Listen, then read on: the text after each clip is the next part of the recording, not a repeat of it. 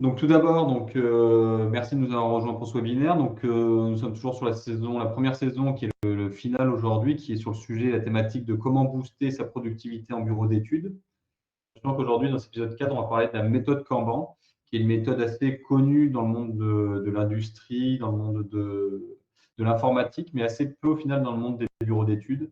Et aujourd'hui, le but vraiment, c'est de vous montrer comment nous, en tant que bureau d'études, on a pu appliquer ces méthodes-là au sein de notre ensemble de notre processus. Donc, on va voir les enjeux et principes, comment on travaille avec ça, comment on peut faire de la performance par rapport à cet outil-là, comment on mesure, comment on gère les flux. Et vraiment, l'objectif final, c'est comment de se dire comment tous ensemble on travaille à travers un seul outil pour travailler de manière collaborative et qui n'est pas, si je puis dire, uniquement une information descendante de la part d'un directeur, d'un responsable, mais vraiment qui est un travail horizontal avec l'ensemble des collaborateurs. Donc déjà, pour ceux qui nous ont rejoints pour ce 4e épisode et qui du coup ne nous connaissent peut-être pas en tant que Métis, qui nous sommes donc un bureau d'études augmenté. Donc vraiment avoir deux parties. Déjà, bureau d'études dans le monde des télécoms et plus particulièrement dans le monde de la fibre optique. Donc aujourd'hui, on travaille pour tous les différents types d'opérateurs et les collectivités pour déployer, faire les études de déploiement de fibre en France.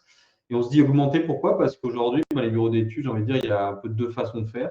Une première façon qui est je traite des plans, je mets autant de, si je puis dire, de ressources, de collaborateurs nécessaires en face d'une certaine tâche. Ou alors, ce qui est notre choix à nous, de se dire augmenter, c'est-à-dire qu'on prend les connaissances de différentes thématiques comme la géomatique, la data science, pour pouvoir en fait développer et vraiment automatiser un ensemble de prestations pour se permettre de se dire, nous aujourd'hui en bureau d'études, on essaie de faire en sorte que chaque collaborateur vraiment travaille sur son cœur de métier, son expertise, et ne perd pas de temps à faire des tâches potentiellement à faible valeur ajoutée. Et notamment, on essaie de se dire vraiment de travailler dans l'open source, dans la mutualisation des informations. On a travaillé dans l'idée de collaboration à chaque fois, d'éviter que ce soit toujours de recréer, on va dire, quelque chose qui existe déjà. Donc, de travailler avec des outils qui sont assez ouverts à développer et nous-mêmes à proposer des solutions qu'on peut partager à nos confrères, en tout cas du milieu. C'est vraiment notre mentalité et nos objectifs. En soi, techniquement, donc on a 2 sites, à Lyon et à Tunis, on est plus de 40 collaborateurs et cette année, nous avons fait 1,7 million de chiffre d'affaires. Donc, je vous l'ai dit, nous, vraiment, dans le but, c'est d'industrialiser et d'optimiser.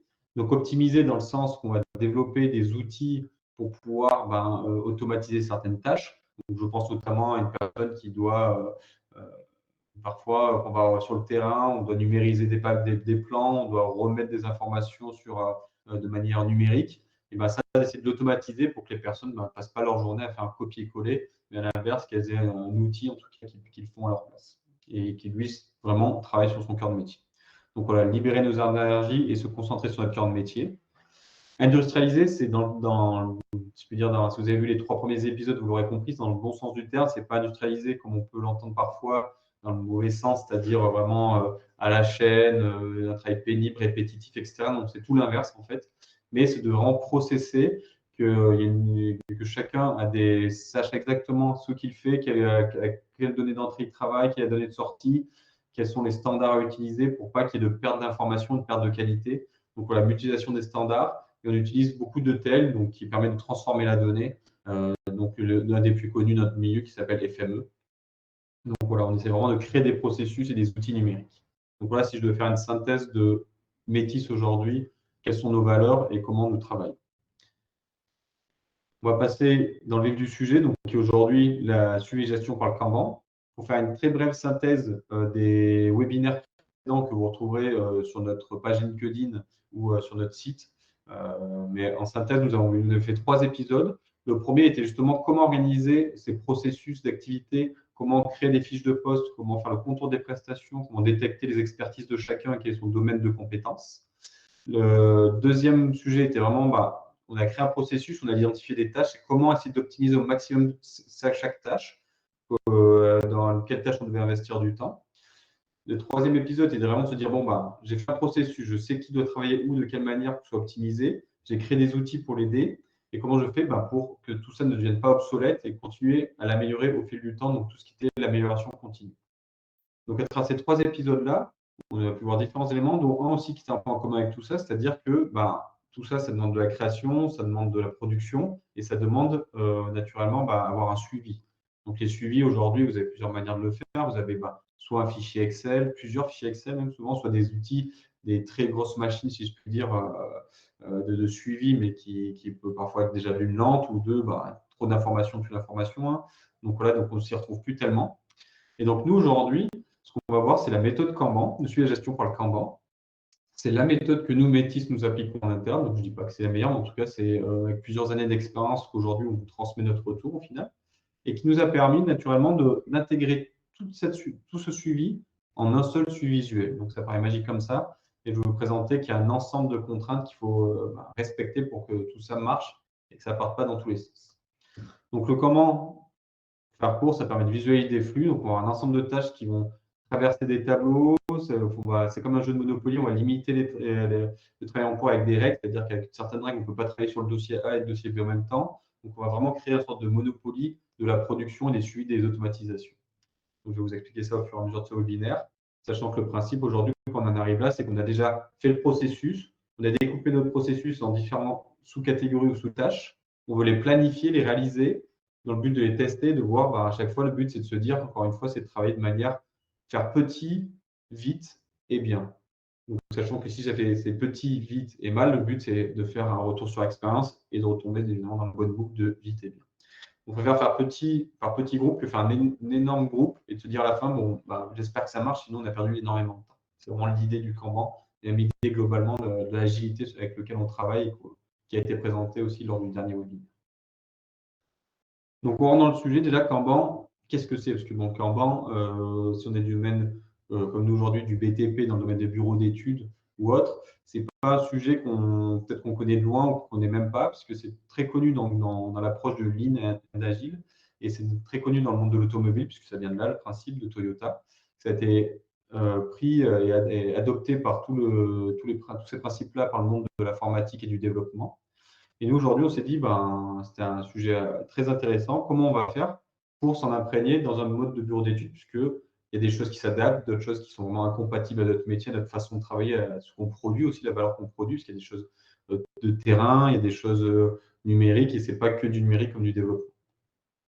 Sachant que l'enjeu de tout ça, c'est vraiment de régulariser, de réguler toutes les informations et d'optimiser en fait la façon dont on va gérer celle-ci à travers un seul tableau unique. Donc, on va mettre en place un suivi visuel et c'est vraiment là l'atout et la force du Kanban, c'est que ce n'est pas des énormes fichiers avec énormément de données, de bases de données, des fichiers Excel où des fois on a du mal à s'y retrouver, à faire une synthèse, on a du mal à l'analyser, de se dire où j'en suis, est-ce que je vais dans le bon sens, dans le mauvais sens.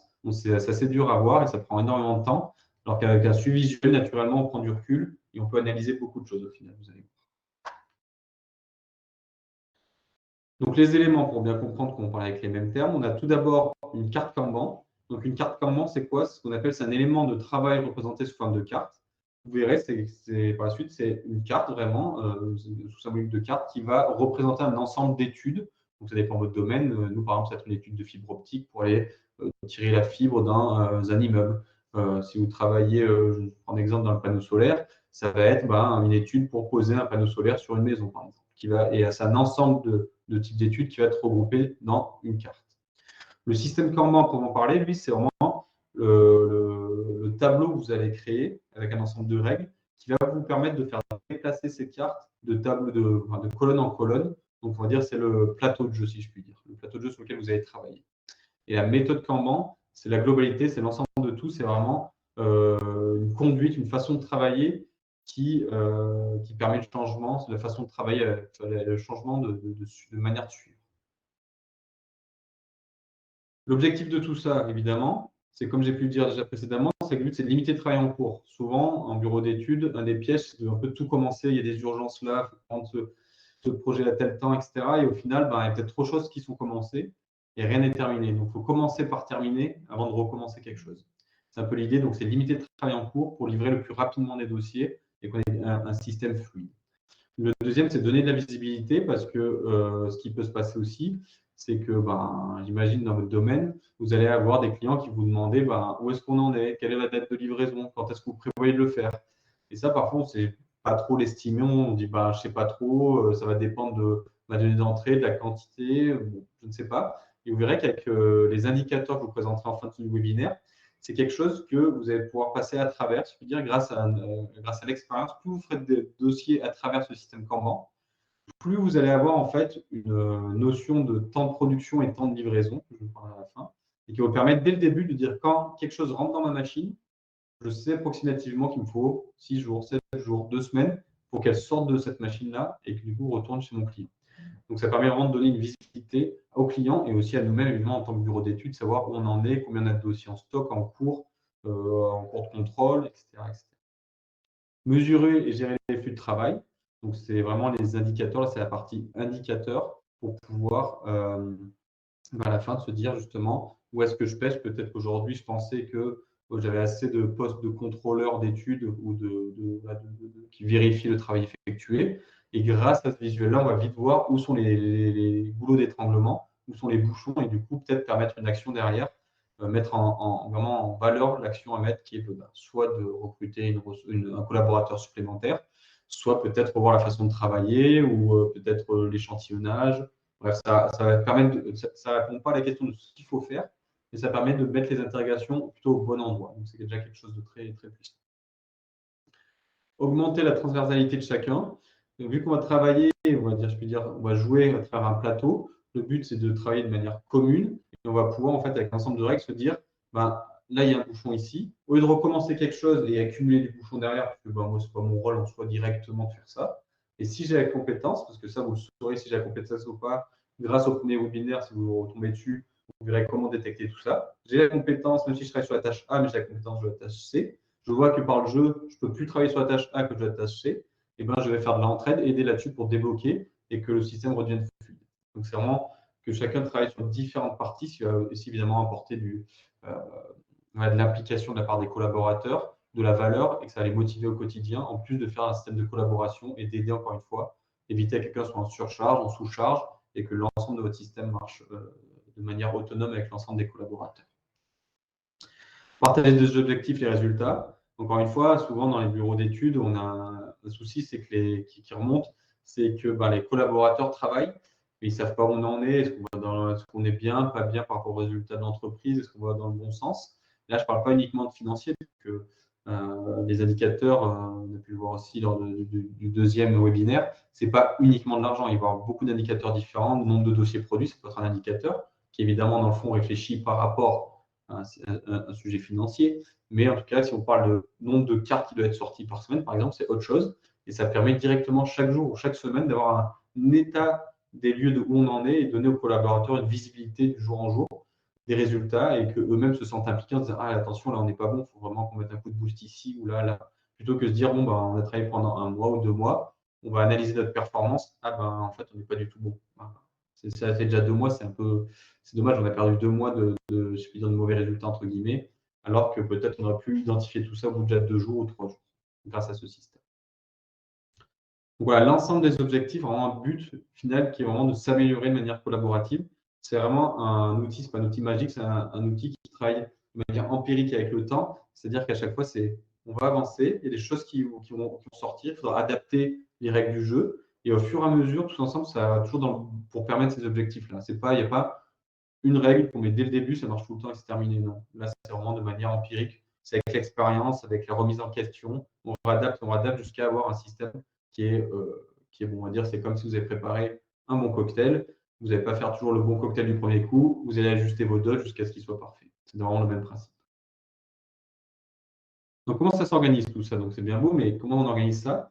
Tout d'abord, nous, notre système, comme on a fait, c'est que quand on reçoit des commandes, donc parce que je parle des commandes ou des affectations selon vous travaillez, c'est nous, pour faire un parallèle, c'est on va recevoir une étude pour un immeuble donné pour installer la fibre optique dedans. Donc, je vous laisse vous faire le parallèle, vous, dans votre activité. Si je reprends dans l'idée le panneau solaire, comme je dis tout à l'heure, c'est une demande d'installer un panneau solaire sur le toit d'une maison, d'un immeuble ou je ne sais quoi. Et on va en fait mutualiser tout ça, même si c'est des différents clients. Donc là, en fait, on va départager, je peux dire plutôt par rapport à la compétence. Si c'est que des études de panneaux solaires, je vais mettre un endroit donné. Si c'est des études de notre type, ça va être des activités B, etc. Le but, c'est de générer, en fait, d'avoir une vision du portefeuille global et d'identifier ce qu'on reçoit. En fait, c'est vraiment de qualifier la donnée d'entrée, ce qu'on reçoit comme commande. Pour pouvoir le regrouper au sein d'une carte Kanban. Donc, comment on va faire ça?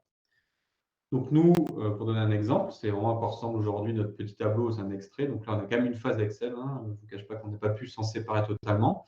Avant de passer sur un tableau visuel, on a dû quand même avoir un endroit où on rend toutes ces données là tout de même. Un suivi de ce qu'on reçoit pour pouvoir imprimer nos cartes derrière. Donc là-dessus, on a travaillé, en fait, on a mis une adresse générique pour nos clients, c'est-à-dire que du coup, ils envoyaient la donnée d'entrée surtout sur la même adresse. Une personne ou plusieurs personnes, hein, c'est pour identifier les rôles, sont en charge de récupérer l'ensemble des données, de pouvoir le renseigner dans un dossier. Donc voilà, bah, ça dépend le type d'information que vous voulez mettre. Donc j'avais besoin de savoir quel était le projet en question, le nom du dossier, la typologie du dossier, un jalon. Donc voilà, ça c'est un peu une popote interne, si je puis dire. Et en fait, tout ça, ensuite, qu'on va avoir l'ensemble des affectations, on va affecter un poids. Donc le poids, c'est une valeur, c'est quelque chose de très important, donc je vais revenir dessus juste après. Donc, de comment on peut faire. Nous, on a donné un poids qui va donner une valeur au dossier. Donc c'est quelque chose qui peut être financier, un temps de production, ou aussi une synthèse entre plusieurs choses, entre l'urgence, ça peut donner du poids, une urgence, si c'est quelque chose à très haute valeur, si c'est un client fidèle, si c'est un client ponctuel. Donc voilà, on peut avoir plusieurs manières de faire. On va voir ça par la suite. Et une fois qu'on a des poids, en fait, on va créer un lot qui ressemble à un ensemble de lignes en fait en question par rapport à cet exemple-là. Et on va dire, moi, je vais faire un ensemble d'études parce que ça nécessite là, c'est une carte. En général, les cartes, on les mutualise à travers des typologies qui sont pareilles. Donc, si vous pouvez voir sur notre exemple, le lot qui est situé tout à gauche, là, que vous pouvez voir sur l'écran, c'est le lot numéro 1 qui comporte les 3 premières lignes parce que le type de dossier, c'est toujours les mêmes. C'est la même façon de travailler, c'est la même logique. C'est 3 dossiers séparés. C'est comme si c'était 3 maisons pour les panneaux solaires, mais des maisons différentes. Donc, ça rend des dossiers séparés, mais qu'on va mutualiser parce que ça demande la même compétence, le même savoir-faire. Et le lot numéro 2 qu'on sait écrire, c'est autre chose, c'est un autre type de dossier, c'est un autre nom, c'est notre compétence, donc on sépare. C'est une façon de séparer. Il y a une façon de séparer aussi avec des règles qu'on va voir après, de dire une carte va avoir une somme de poids qui ne doit pas dépasser, sinon ça va mettre en difficulté le collaborateur à produire. Donc, voilà, déjà, c'est peut-être un peu flou, mais vous verrez au fur et à mesure, en rentrant dans chaque détail, tout ça va se mettre en forme et vous comprendrez mieux l'intérêt de chaque partie. Donc voilà, le poids représente la valeur du dossier, donc ça peut être du temps de traitement, une complexité, de l'urgence, voilà. Et c'est vraiment un élément clé qu'il faut définir selon comment vous souhaitez que ce soit représenté, quelle est votre valeur aujourd'hui que vous avez au sein de votre bureau d'études, qu'est-ce qui est le plus important en quelque sorte, et qu'est-ce qui est aussi valorisable à plusieurs étapes d'un parcours. Donc voilà, donc on va d'abord, si je résume, prendre tout l'ensemble de vos commandes, de vos affectations, on va le rassembler à un seul et même endroit.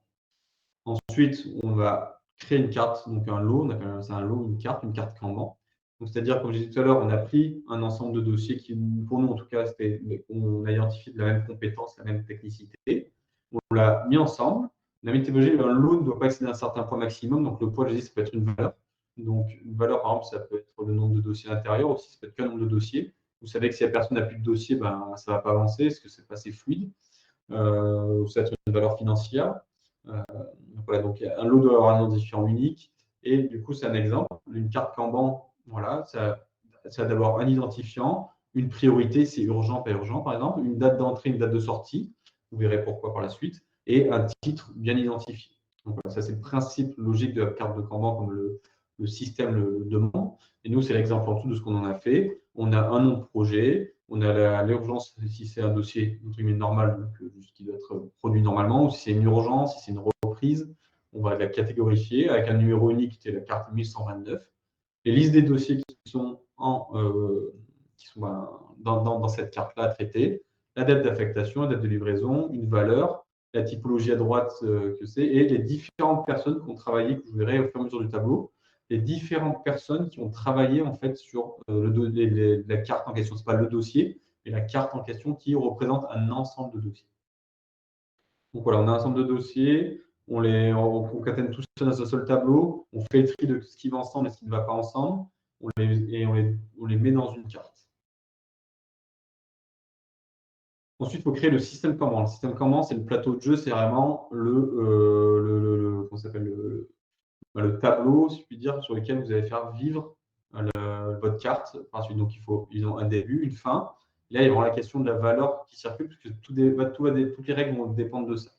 Et donc, en gros, il y a aussi d'identifier quelles sont les étapes intermédiaires. C'est-à-dire que lors d'un tableau, vous allez avoir peut-être, selon votre domaine d'activité, il va y avoir prendre la donnée d'entrée, la vérifier, la qualifier.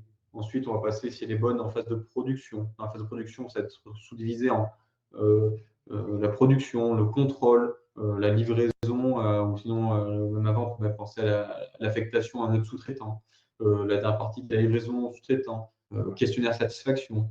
Voilà, je ne sais pas comment ensuite vous découpez votre processus. Et là, à l'intérieur de votre processus, ça doit suivre le processus d'activité qui doit être matérialisé par des colonnes, avec une unité qui va circuler autour de tout ça. Donc, pour identifier la valeur, en fait, donc comment on va faire ça, du coup, c'est ça l'idée, c'est qu'on va chercher un indicateur. Il faut partir sur un indicateur, encore une fois. Il ne faut pas passer 3 semaines à dire quel est l'indicateur ultime qui va prendre tout en compte. Non. Je vous conseille vraiment, nous, ce qu'on a fait, c'est de prendre un premier indicateur. Nous, c'était tout bête, hein, c'était la valeur financière, parce que c'est celle qu'on connaît, qu'on travaille avec des valeurs financières. Et de se dire, un dossier, ça fait tant d'argent, voilà, on va mettre une valeur au dossier et ça va être son poids. Ensuite, on a cartographié la chaîne de valeur, donc c'est vraiment les étapes, on a créé le flux, et on s'est dit, ensuite, au fur et à mesure qu'on avance, on se dit, on se rend compte du coup qu'on a créé des cartes par rapport à une valeur, et ces cartes ont été mal dimensionnées parce que fait, la valeur n'est pas bonne pour l'argent, ça ne rapporte pas assez d'informations par rapport au temps de production. C'est-à-dire qu'une carte qui va valoir 800 €, peut-être qu'on va mettre 2 heures à la produire, et une carte qui va valoir 100 €, ça va prendre 10 heures à produire. Du coup, il n'y a pas de bonne relation pour faire vivre le jeu correctement. Et du coup, on a remis en question notre valeur et on est passé sur un système de points en fait, qui était une notation sur 10, qui était un peu une équation qui prenait en compte l'argent que ça représentait. Selon la typologie d'études qu'on a identifiée au début, si par exemple, comme j'ai dit tout à l'heure, c'était une étude pour un immeuble, c'est une étude pour une entreprise, c'est une étude pour une maison, ça aura un temps de production différent. Et donc ça rentrait en compte. Donc c'est une moyenne entre l'argent, les temps de production et ce que nous, on avait une notation de difficulté du dossier.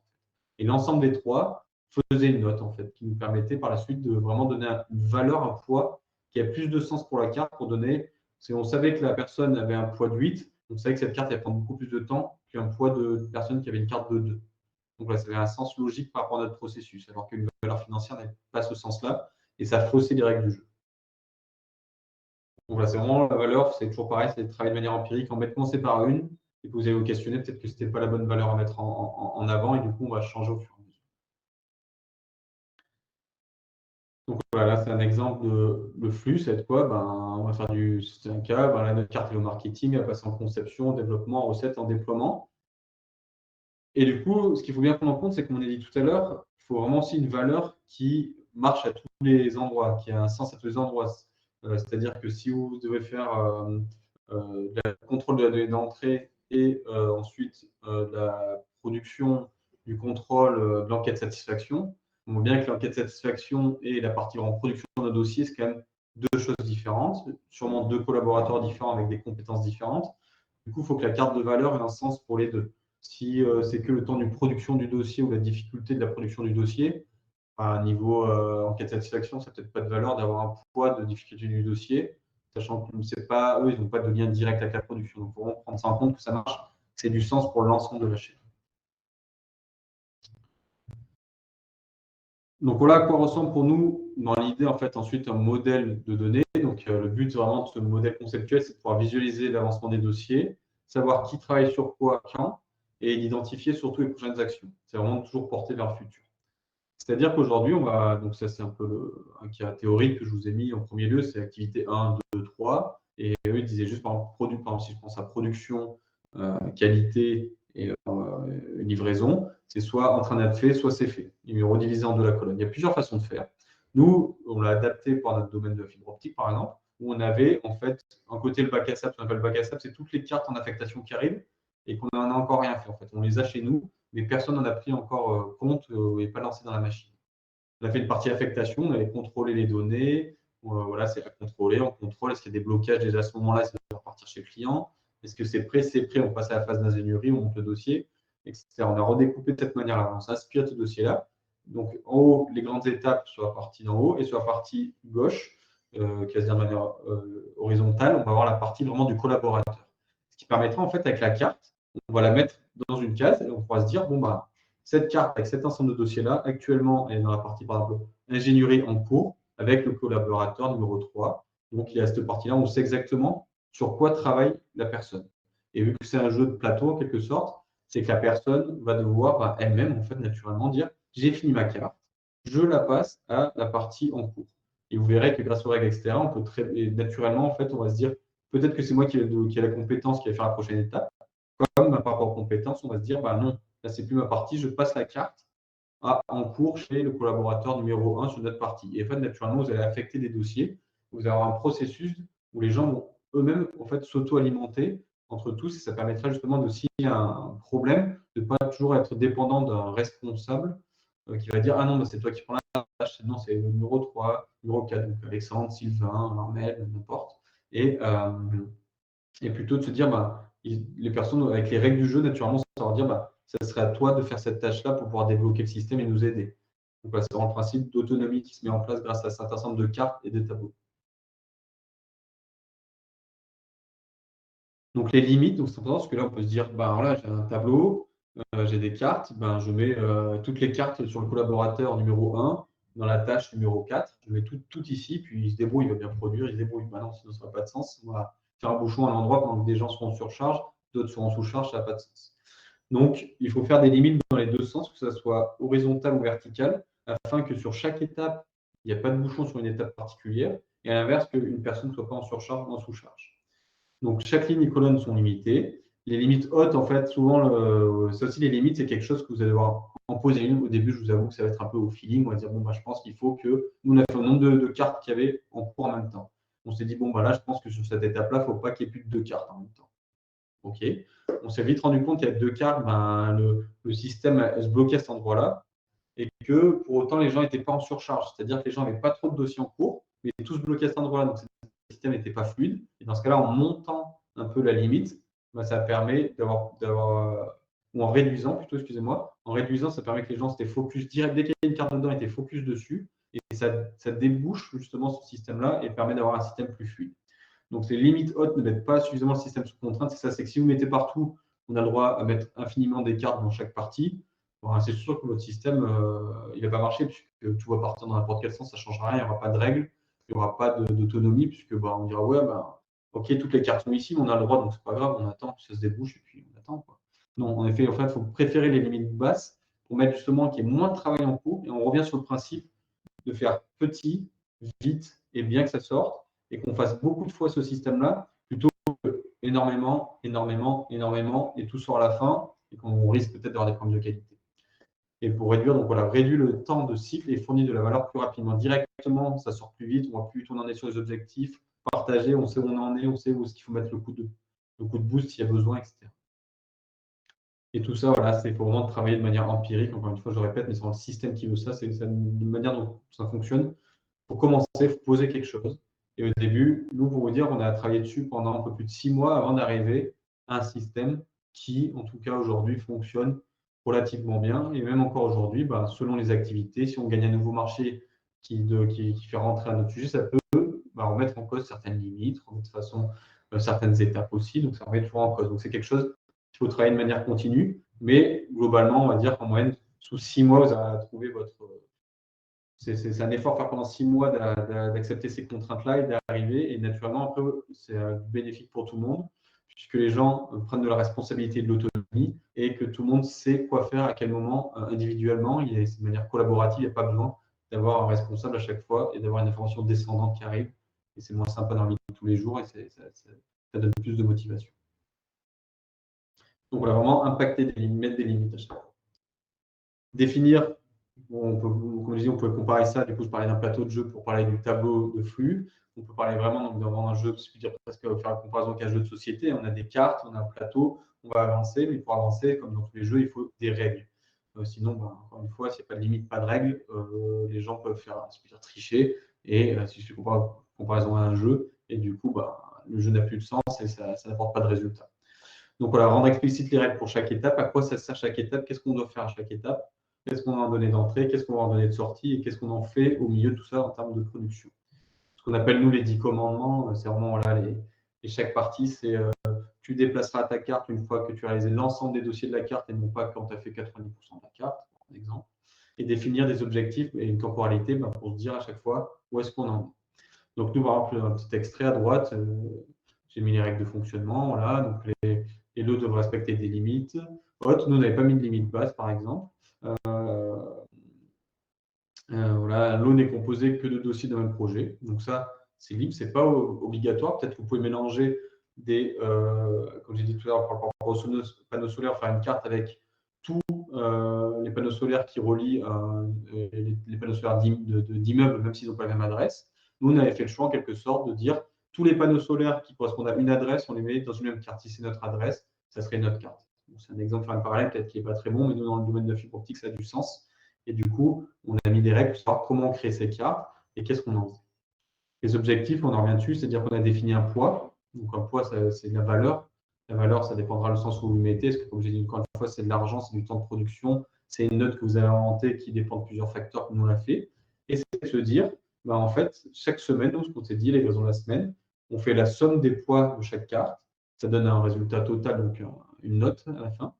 Et c'est de se dire, à la fin, nous, on a calculé pour qu'on soit bien, il fallait qu'on fasse 100 points à la semaine pour que notre société soit viable, que la rentabilité soit bonne, que le client soit satisfait. Il fallait qu'en moyenne, on sorte 100 points. Et donc voilà, le but, c'est de se dire à la fin, on doit arriver dans tous les cas à sortir 100 points, ce qui permet aussi de se dire à la fin de la semaine, peut-être rediriger nos actions en disant, il nous manque 5 points pour une action. Quelle carte fait 5 points pour essayer de vite la faire sortir et que tout soit bon.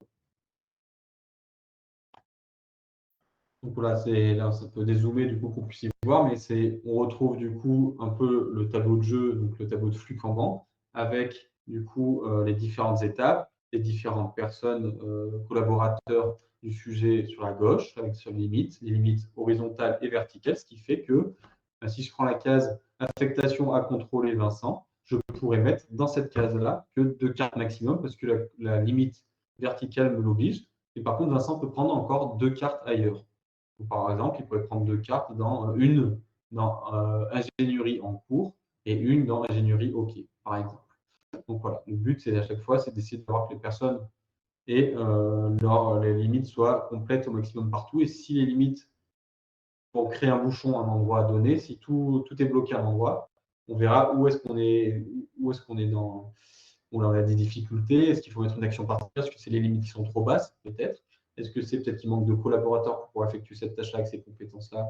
Peut-être. Est-ce qu'il faut recruter quelqu'un? Est-ce qu'il faut revoir la façon de travailler? Est-ce que c'est peut-être que le mode opératoire n'est pas clair? Donc, ça permet de mettre le point sur des problématiques qu'on n'aurait peut-être pas identifiées en temps normal et de se dire, d'aller creuser, de se dire peut-être que le problème, ce n'est pas la personne, ce n'est pas le tableau, c'est vraiment le suivi, c'est vraiment le mode opératoire n'était pas clair, faire une réunion client, revoir les spécificités et de se remettre en accord sur différents sujets pour refluidifier tout ça. Voilà, avec au-dessus l'ensemble des règles, c'est un peu compliqué, mais c'est les grandes actions qu'on va devoir mettre à travers cette partie-là. Qu'est-ce qu'on doit faire? On doit mettre un tableau à jour, on doit écrire un mail à telle personne, on doit faire ça. Voilà. Synthétiquement, ce qu'on doit faire à chaque étape, pour que ce soit clair pour tout le monde. Donc voilà, c'est un zoom sur une première phase de qualification. Quels sont les objectifs? On doit compléter un suivi lié à un projet. On doit classer le dossier au bon endroit. Est-ce qu'on doit se poser la question, est-ce que le dossier est complet? Est-il réalisable en l'état? Bon, c'est un exemple bateau, mais vous pouvez vraiment faire vos objectifs et décrire ce que vous attendez dans chaque case, vraiment ce que vous attendez et ce que vous souhaitez mettre en place pour l'ensemble des collaborateurs, histoire qu'il n'y ait pas aussi de doublons, puisque, encore une fois, une tâche, la première colonne va être faite par la première personne et la troisième colonne va être faite par l'autre personne. Donc, il faut être sûr que ce soit clair pour tout le monde les règles du jeu, pour pas que les deux personnes, même si c'est deux tâches séparées, se disent « Ah je pensais que c'était moi qui devais faire cette partie-là ». Pour éviter les doublons. Donc, pour faire déjà une première petite synthèse, si je résume, donc, le principe du Kanban, c'est qu'on va recevoir un ensemble d'affectations. Hop, on prend ces informations-là, on les catégorifie, on leur donne une valeur, un poids. Grâce à un ensemble de règles, on va prendre des cartes, on va mettre des dossiers dedans. Ces dossiers-là, ensuite, on va définir donc un tableau de flux avec ses règles, ses limites, les personnes, les étapes. Et on va faire vivre le tableau maintenant. C'est-à-dire qu'on va mettre des cartes dès le début, ça c'est la première colonne, évidemment. Et comment je vais faire pour avancer tout ça? Et la manière la plus simple, c'est de faire une réunion quotidienne tous les matins, ce qu'on fait. On va dire, naturellement, je vais bien, je ne vais pas bien, j'ai des blocages sur certains dossiers, est-ce que quelqu'un peut m'aider avec votre compétence? Voilà, déjà partager si vous avez des blocages. Et aussi de se dire, aujourd'hui, moi, ma carte que j'ai fait, parce qu'une carte est qu'une personne par carte, évidemment. Et c'est que moi, je prends cette carte-là, je l'ai finie à 100%, je vais la passer ici. OK, voilà, moi j'ai fait ça. Et c'est de se dire, chacun déplace sa carte comme si tout le monde jouait son tour de rôle. Et à la fin, c'est de se poser les bonnes questions. Comme on peut voir les personnages ici, voilà, je suis débordé, moi j'ai atteint mes limites, je ne peux plus avancer, je suis bloqué, aidez-moi. moi j'ai une autre personne au bout qui dit bah, j'ai personne, moi j'ai aucune carte, etc. Ça permet de mettre en valeur qui a besoin d'aide, qui est en sous-charge, en surcharge, voilà, et de réaffecter peut-être les cartes de manière différente. Au lieu de dire bon, d'habitude c'est ton rôle, celui qui fait le test ici a la compétence pour le développement aussi, c'est un exemple, hein. Et du coup il va prendre les cartes, on va mettre les cartes plutôt sur cette personne-là. Et naturellement, d'autonomie, en fait, les personnes vont pouvoir s'attribuer entre eux en fait, de manière collaborative, dire bah, je t'aide, moi je te prends ce carte-là, etc. Alors que dans un ensemble de fichiers Excel, c'est pas toujours évident de voir qui est en surcharge, qui est en sous-charge, qui peut aider qui, etc. Donc là, ça permet d'avoir tous la même vision et d'accentuer le manière de travail collaboratif et d'entraide. Donc là, on met à jour, on met les priorisations de la journée, on se pose aussi les questions à chaque fois à ce moment-là de se dire, ben, là peut-être que le problème c'est quoi? C'est que ben, les limites ne sont pas adaptées, encore une fois, il faut bouger, etc. Travailler de manière empirique, regarder où est-ce que les goulots d'étranglement, parce que si c'est toujours le même endroit qu'il y a des problèmes, ben, voilà, je pose la question, c'est soit le modèle n'a pas été fait par rapport au découpage des tâches, par rapport aux limites, même par rapport aux personnes qui travaillent dessus, peut-être qu'ils ont besoin de monter en compétence sur le sujet, parce qu'ils sont peut-être pas, ils produisent pas en temps qui était estimé, ou peut-être que l'estimation de temps au début n'était pas bon. Donc, voilà. Encore une fois, aucune solution n'est donnée par cet outil-là, et ça permet de suivre visuellement, d'avoir tous la même vision, de s'aider, de collaborer, et surtout de se poser les bonnes questions. Ça va remettre en cause énormément de choses dans le bureau d'études. C'était un vrai changement, parce que suite à ça, énormément de questions sont posées. En fait, on se rend compte que c'est souvent les mêmes personnes qui perdent d'entraide. Il y en a certaines qui, en fait, c'est pas qu'ils ne veulent pas entraîner, c'est qu'ils ne se rendaient pas compte que ils attendaient leur dossier à chaque fois et que le problème n'était pas que c'est une personne qui est en surcharge, mais plutôt qu'ils disaient bon, personne met du temps à produire, je vais attendre ma partie, etc. Donc voilà, donc ça mettait tout ça en valeur et ça a permis de remettre les actions en place, de naturellement réaffecter tout ça très rapidement, sans devoir passer par des analyses de lignes, de bases de données ou d'Excel pour permettre de mettre en place toutes ces actions. Donc là, on a un système qui est en place. On va se poser la question, on va pouvoir voir plusieurs choses. C'est comment on fait pour l'exploiter, ce système-là? Comment on fait pour regarder s'il marche bien, voilà, qu'est-ce qu'on peut en tirer au final? Parce que ça permet de réorganiser, c'est bien, mais ça demande quand même du temps de faire tout ça. C'est un jeu de rôle qu'on va tous devoir jouer tous les matins, de partager l'information, certes, mais bon, vous allez me dire, on en tire, à part, ça va aider à la collaboration, mais peut-être qu'on va perdre un peu de temps aussi sur notre temps de production. Les 10 minutes journalières du matin pour faire ça, j'aurais aimé les investir dans autre chose. Donc ça, ce qui est bien, c'est que grâce à l'exploitation de ce système, il y a plusieurs moyens de le faire. Et encore une fois, le système Kanban est vraiment axé pour que tout le monde puisse travailler dessus. C'est-à-dire que là, c'est l'équipe qui est responsable des ensembles des métriques, des indicateurs, et pas uniquement un manager qui va être responsable, qui va se faire taper sur les doigts si il est passé de dossier sorti à la fin de la semaine. En fait, tout le monde le partage. Il n'y a pas cette notion de se dire moi, c'est pas ma faute, je n'étais pas au courant ou quoi que ce soit. On rentre vraiment dans un sujet qu'on travaille tous ensemble, on avance tous ensemble. C'est vraiment l'idée de fond du Kanban.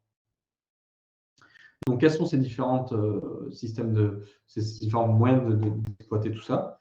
Le premier sujet, déjà, c'est les temps de traversée et les temps de cycle. Donc, c'est pour ça que je disais qu'il faut mettre des dates au début et en sortie. Tout simplement parce qu'à chaque fois, nous, en tout cas, dans notre fichier où on mettait les affectations, on avait réservé une petite case évidemment, quand est-ce qu'on soit donné. Et on renseignait quand la carte sortait du système, on renseignait quand est-ce qu'on la faisait sortir du système. Et ça permettait de voir deux temps qui sont très importants. Ce qu'on appelle le temps de traversée, c'est vraiment entre le moment où ça rentre dans le système et le moment où ça sort. Voilà, il y a le point A et le point B, on fait abstraction. Et ce qu'on appelle le temps de cycle, c'est tout ce qui est lié plutôt à la phase de production du dossier.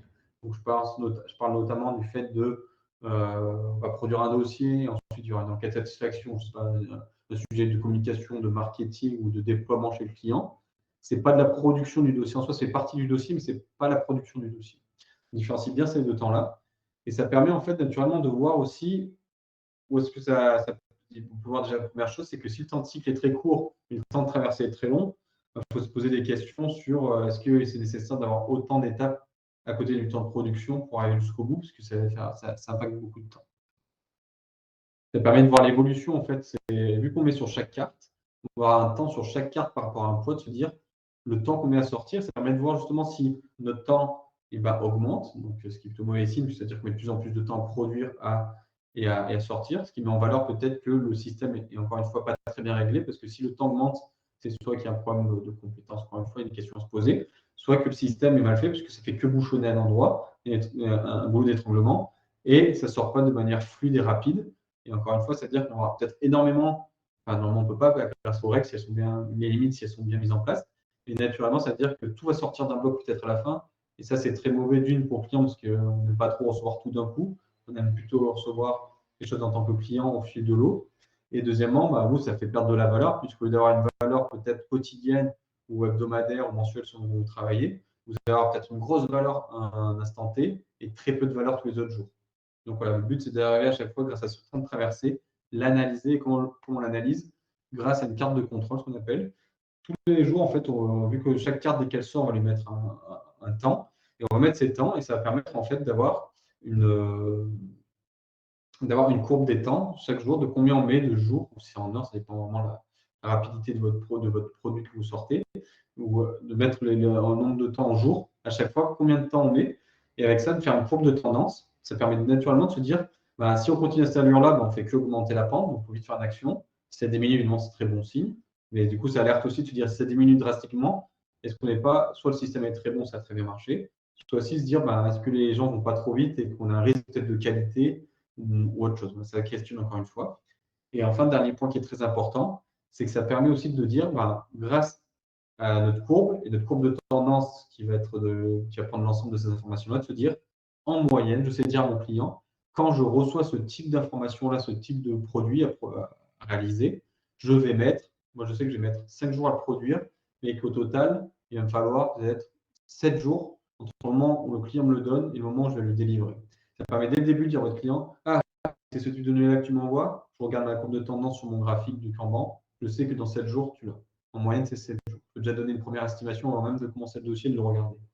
Et c'est vraiment très puissant, ça, parce que les clients adorent ça, d'avoir une estimation dès le début, après d'en envoyer un mail, de dire ça sera tant de temps, c'est génial.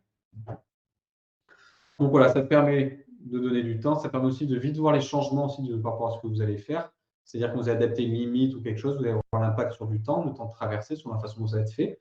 Et naturellement, voir si, évidemment, ce n'est pas du jour au lendemain, il faut quand même laisser le temps au tableau de s'alimenter. Avec la courbe de tendance, voir si elle se rééquilibre ou pas et voir si vous avez pris potentiellement les bons changements ou si ça a empiré. Encore une fois, je dis cette expérience, ce n'est pas grave. Le but, c'est que vraiment, grâce à ces métriques-là, au bout de 2-3 jours, on peut très vite voir avec la courbe de tendance ce qui se passe et de réadapter très vite. Donc, le but, c'est des actions qui portent de l'impact positif comme négatif, mais qu'on peut rectifier au bout de moins d'une semaine. Ce n'est pas au bout de 3 mois qu'on peut dire, oh là là, on va droit dans le mur. Au bout de 3 jours, déjà, on peut rectifier. Donc, c'est vraiment la puissance de l'outil. Donc, dans le même principe, on a le débit. Donc, c'est juste une manière différente de visualiser. Donc, là, c'est plutôt le débit. Alors avant, la carte de contrôle permettait de voir par rapport au temps. Et le débit, c'est par rapport au nombre de dossiers qu'on sort. Donc, on va avoir le nombre de dossiers qu'on sort chaque semaine ou chaque jour selon ce qui vous intéresse. Et d'en faire encore une fois une courbe. Le but général, c'est de prendre l'information, d'avoir des données pour en sortir une courbe de tendance et de se dire, voilà qu'on peut voir à droite. Cette semaine-là, on a été bon, pas bon. Dans le mois, le débit idéal, ça fait qu'on ait ça pour qu'on soit bon en termes d'entreprise. Si le débit réel est toujours en dessous, encore une fois, se poser des questions. Si il fluctue en dessus, et on peut analyser, dire cette semaine-là, on a été bon en termes de débit, cette semaine-là, moins bonne. De regarder ce qui s'est passé, le jeu de cartes, comment c'est passé, et de voir s'il y a des points communs pour mettre en place encore une fois une action. Je le répète, mais c'est très important. Le Kanban vraiment permet énormément de choses, de mettre le point sur différentes problématiques, mais ça ne les résout pas et c'est à vous vraiment de vous poser des questions, creuser les questions si c'est lié du côté RH, du côté compétences, formation, du côté le système qui n'est pas encore vraiment très bien huilé, qu'il faut adapter les règles du jeu, etc. Donc, il y a beaucoup de questions à se poser. Ça permet de faire énormément évoluer le bureau d'études, gagner en compétences, gagner en capacité de production et aussi vraiment de donner de la motivation à tous vos collaborateurs puisqu'ils vont se sentir vraiment intégrés, ils vont pouvoir faire de l'analyse de performance du tableau, pouvoir jouer avec les cartes, de transmettre, etc. Ça lie les personnes entre elles, ça donne de la cohésion d'équipe. Et vraiment, tout ça, ça donne que des bonnes choses. Le troisième graphique de point, en tout cas, qui est mis en valeur, donc c'est un peu plus compliqué à comprendre. En tout cas, avec le temps qui passe vite, je vais passer un peu rapidement, mais vous allez vraiment aller regarder ce qui vous intéresse sur Internet, où il y a beaucoup d'explications. En fait, ce qui va se passer, c'est un diagramme cumulé. En fait, ce qui va se passer, pour donner un idée, là, sur cette photo, on peut voir qu'il y a notre tableau de jeu avec des cartes d'or de certaines couleurs. Et en fait, on va tout le temps cumuler, depuis le début de la création de cet outil-là, on va cumuler le nombre, là je parle bien du nombre de cartes, donc pas le poids ni rien, le nombre de cartes qu'on a à travers chaque partie, donc dans le backlog, le développement, etc., les tests. Évidemment, ça fait que votre graphique, la première partie sera toujours plus haut, puisque c'est vos données d'entrée. Donc évidemment, si vous prenez l'instant T, vous avez toujours beaucoup plus de données d'entrée historiquement que toutes les autres parties. Donc en fait, on va partir de gauche à droite, et du coup, de l'inverse, de haut en bas, on verra les tâches qui s'accumulent. Donc là, et du coup, en fait, vous allez pouvoir, au cours du temps, voir le temps qui monte ou qui descend selon l'épaisseur du trait de chaque tâche, voir qui augmente, qui diminue de manière verticale, de manière horizontale. On retrouve ce calcul de temps de production et de temps de livraison.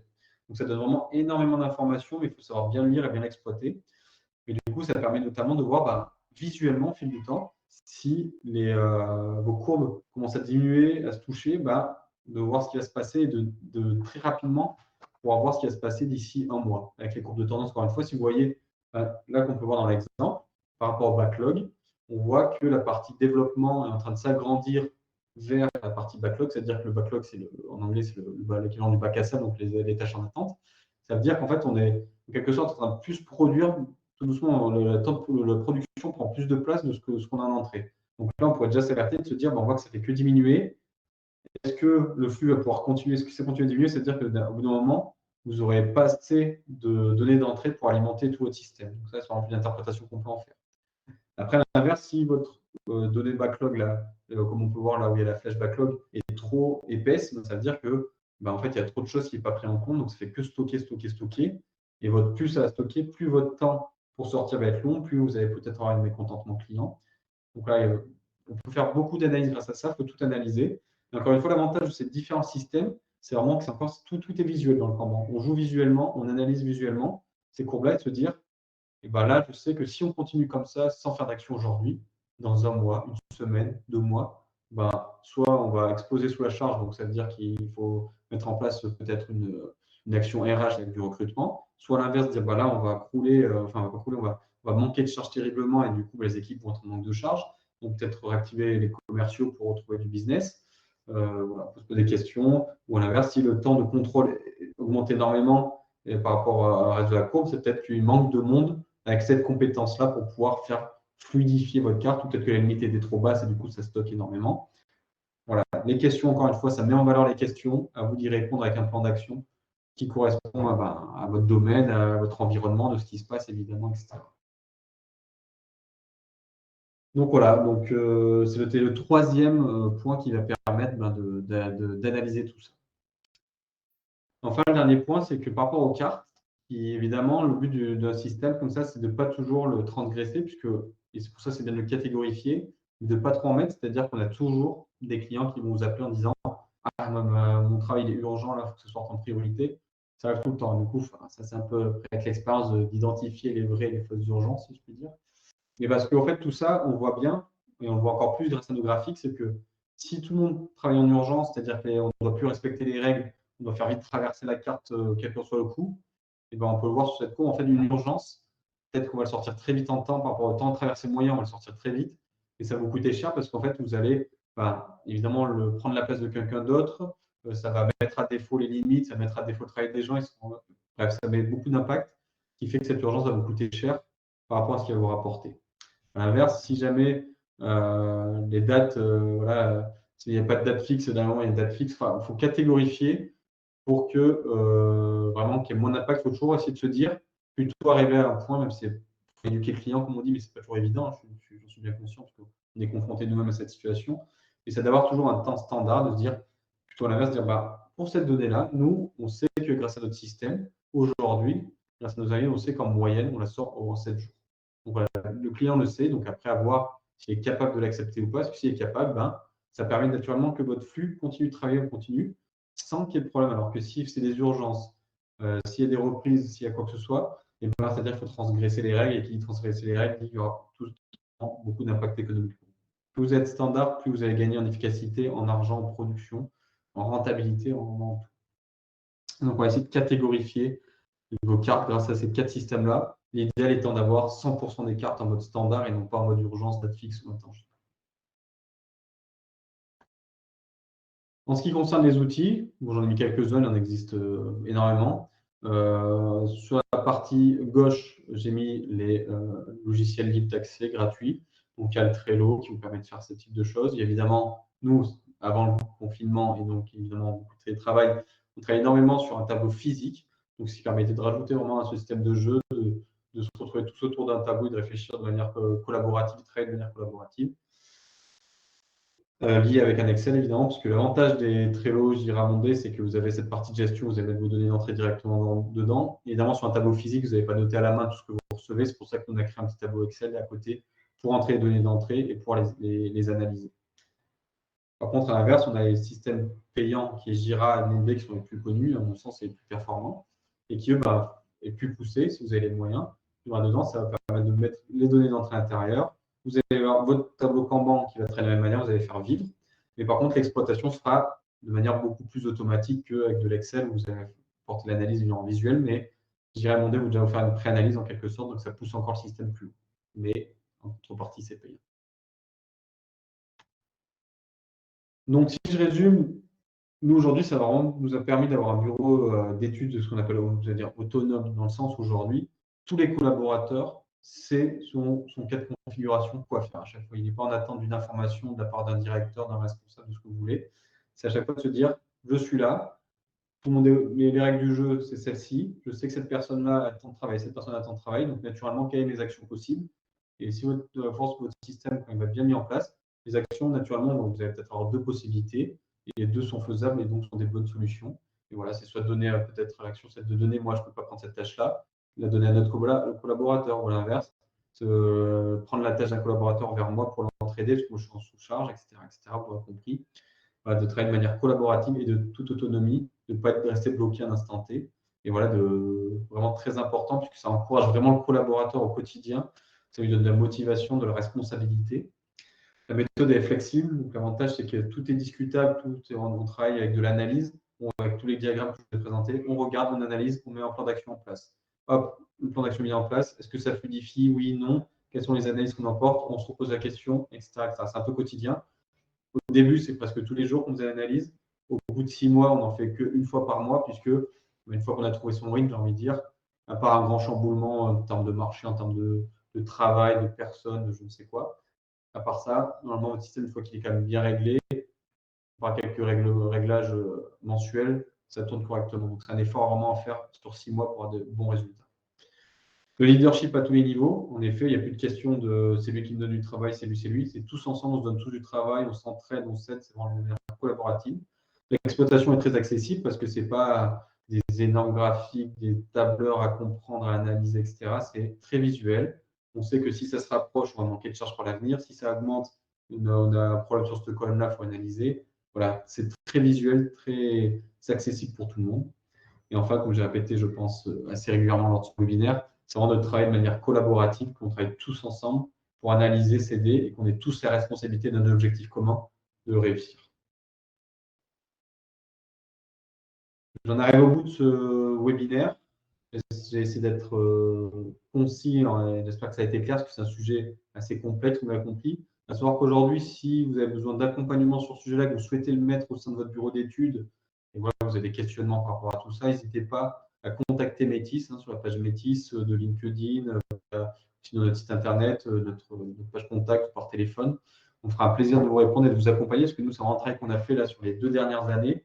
Et avec déjà 6 mois, on est vraiment rentré dedans. Donc, je peux dire, on pourra déjà vous donner un peu des petits tips complémentaires de pièges à éviter quand on le sait, qu'on l'a fait une fois, pour le faire 2 fois.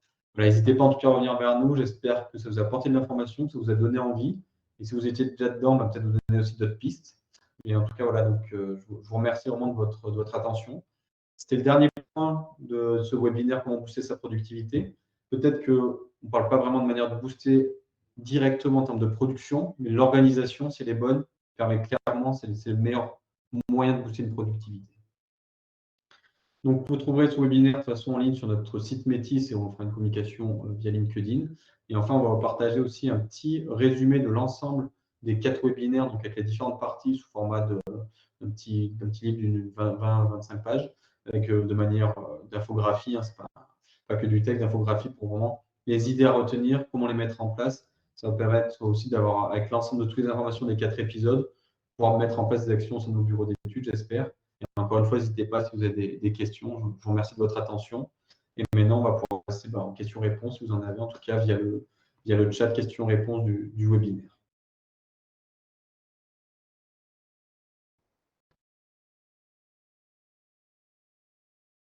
Donc, je regarde les questions. Je vois à première vue qu'il n'y a pas de questions directement. J'ai vu un très clair à développer.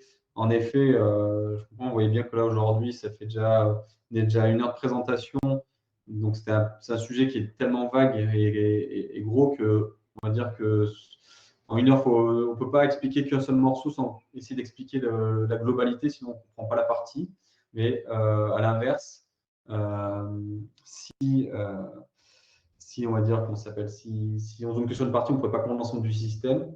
Et à l'inverse, l'ensemble du système, une fois qu'on l'a mis en place, il faut vraiment zoomer dans chaque petite partie techniquement pour que tout l'ensemble soit fluide. Donc, c'est un travail complet. C'est pour ça, encore une fois, si vous souhaitez de l'accompagnement, n'hésitez pas à revenir vers nous pour compléter ce webinaire. Avez-vous mis en place un système de récompense pour vos équipes? Alors, le principe, en effet, c'était donc, les récompenses, encore une fois, ne sont pas obligatoirement pécuniaires. Aujourd'hui, on n'a pas mis en place une prime hebdomadaire ou mensuelle ou quoi que ce soit. Le principe, c'était de se dire soit des petits défis rigolos entre nous, soit par rapport c'est plutôt l'inverse. Du coup, ça montrait bien la prise de pouvoir, si je puis dire, des collaborateurs, puisque les gages étaient plus envers les responsables, ou à l'inverse, de se dire, voilà, si on fait tant de points, si on dépasse de 10% ce point-là, la direction paye le petit-déj, voilà, des choses assez simples. C'était plutôt des récompenses bon enfant, en tout cas, au sein de l'entreprise, mais qui est vraiment dans le but, encore une fois, de faire une cohésion d'équipe et de travailler de manière collaborative.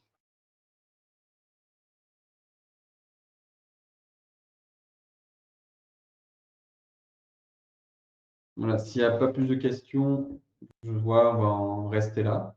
Je vous remercie encore une fois et puis je vous souhaite un peu en avance, mais du coup des bonnes fêtes de fin d'année. Et puis on se retrouve l'année prochaine avec une nouvelle série de webinaires que vous verrez passer évidemment sur LinkedIn.